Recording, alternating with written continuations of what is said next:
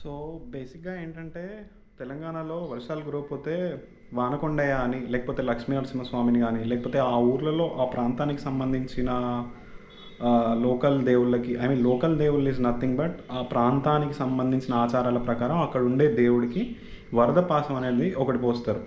So, అలాగే మా ఊర్లో గూడా పెద్ద చెరువు మధ్యలో వానకొండయ్య అని ఒక గుండుంది.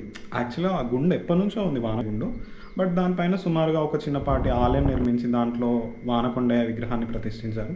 వానకొండయ్య ఈజ్ నథింగ్ బట్ నాకు తెలిసినంత వరకు ఇంద్రదేవుడు అని నేను అనుకుంటాను. ఎందుకంటే ఆయన సతీ సమేతంగా ఉన్నాడు ఆ విగ్రహంలో. ఇంద్రదేవుడు మరియు శచీదేవ్ అని నేను అనుకుంటున్నాను.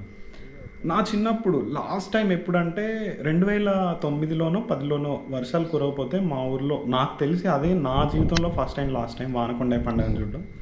కొన్ని వందల ఎడ్ల బండ్లని ఎడ్లకి సారా తాపిచ్చి వాటికి పోటీలాగా పెట్టించి కట్ట మించాలి ఇక్కడ నుంచి మొదలు పెడితే ఎక్కడో 2-3 కిలోమీటర్ల దాకా బండ్లు తాకితే ఆ చుట్టూ బండ్లు తిరిగొచ్చి అప్పుడు వరద పాశం తీసుకొచ్చి తూము మీద పోస్తే ఆ తూము మీద అందరూ అంటే పిల్లలు లేని వారు నాకుతారు ఆ వరద పాశం అని పర్టికులర్గా అంటారు.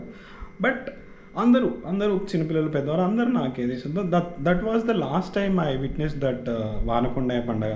లేటర్ ఆన్ జనరేషన్స్ మారుతున్నాయి, తరాలు మారుతున్నాయి, పట్టింపు లేదా లేకపోతే ఆయన గురించి ఎవరికి తెలీదా, ఎవరు పెద్ద పట్టించుకోలేదు.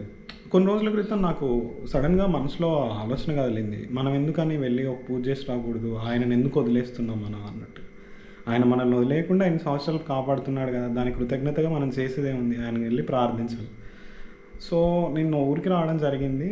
వచ్చాక అనిపించింది వెళ్ళి వస్తే బాగుంటుంది అని. I just went there and I did my puja, I perform my puja. I feel very happy for that actually. నాకు ఎందుకో తెలీదు, ఇట్లా అబాండెన్డ్ అని కాదు కానీ ఎవరు వెళ్ళని గుళ్ళోకి వెళ్ళి పూజ చేసి వస్తే ఆ ప్రశాంతత, నేను ఫీల్ అయ్యే ఆ ఆర్ఎన్ఎస్ ఒక విధంగా. మీ ప్రాంతాల్లో కూడా ఇలా వానకొండయ్య గుళ్ళు లేదా వానకొండయ్యకి వానలు కురవకపోతే ఏదన్నా పర్టికులర్గా పాటించే సాంప్రదాయం ఉందా? ఉంటే కమెంట్ బిలో. Thank you.